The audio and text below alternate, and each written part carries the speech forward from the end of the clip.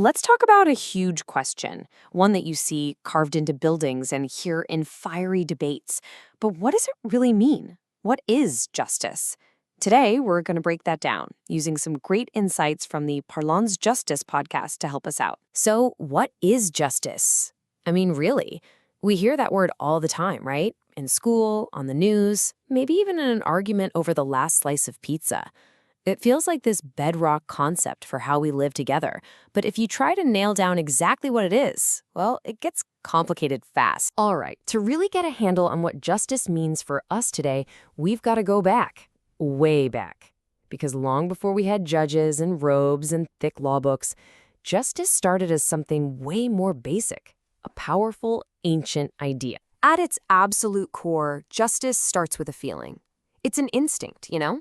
It's that little voice inside that tells you, hey, that's fair, or more often screams, whoa, that is not right.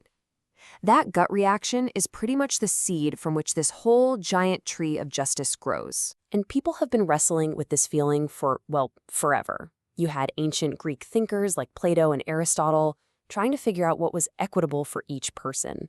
Then, thousands of years later, you had Enlightenment guys like Rousseau and Montesquieu thinking bigger about how to create fair rules for an entire society. So after all that centuries-long debate, we kind of land here with this really powerful definition.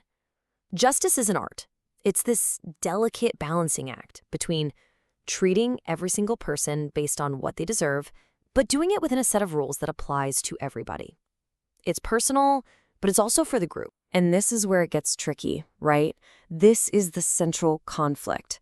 What feels just to me, what I want based on my own emotions, might not line up at all with the common rules that are supposed to keep things fair for the whole community.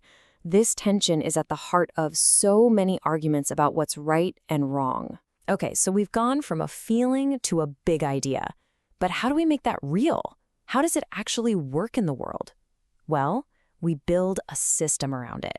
And that's how justice goes from being a philosophical concept to a modern institution. This whole institution of justice is built on a few key pillars. You've got the obvious stuff, courts, judges, laws, but the really important parts are the promises. The right to a fair trial, the right to defend yourself, and the big one, being presumed innocent until proven guilty. These aren't just technicalities. They're the promises that are supposed to make the whole system fair. And the foundation holding all of this up is one absolutely critical concept, the rule of law. This is basically the deal we all make to live in a society. It means we agree that we're governed by laws, not by personal revenge. We let the state step in as a neutral party to settle our fights. Let's just walk through it. A crime happens, say someone gets robbed. Instead of that person going out for revenge, the justice system, as the source puts it, takes the relay. It steps in.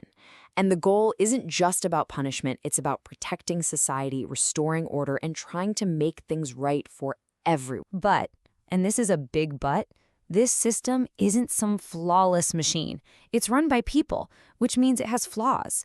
And right now, the whole idea of justice is facing some of its toughest and most complicated challenges ever. This is probably the biggest question out there. We have this ideal, justice for all. But is that what actually happens? Does how much money you have or the color of your skin change the kind of justice you get? It's a heavy question, and it goes right to the heart of whether we can believe in the system. And then there's this one. What is the point of justice anyway? Is it all about punishing people who do wrong? Or should it be just as much about repairing the damage that's been done to the victim, to the community, and maybe even helping the offender? It really makes you think about what we want the end result to be. So all of this really boils down to one final, crucial question. Can we have faith in it? Can we as citizens actually trust the justice system? Because without that public trust, that widespread belief that it's fair and it works, the whole thing starts to feel pretty shaky. And these days, these challenges are being amplified like never before. With social media, every single case gets a trial in the court of public opinion. With a camera in every pocket, every move a police officer or a judge makes is being watched. And people are speaking up, demanding more transparency and real change. Justice is officially under the microscope. But here's a fascinating twist from the source material. All this pressure, all this criticism, it might not actually be a bad thing. In fact, you could argue it's a sign of a healthy democracy. A society that's willing to poke and prod and push its justice system to be better is a society that's alive and engaged. So at the end of the day, justice isn't just this cold, distant thing with courts and prisons. It's actually the opposite. As the source says so well, it's the glue that connects us. It's the physical manifestation of our shared hope to live together in a world that's a little bit more fair for everybody. And that brings us to the final thought here, which is really a challenge. If we accept that justice isn't just for the lawyers and the judges to worry about, if it's not just somebody else's job, then what's your part to play in all of this?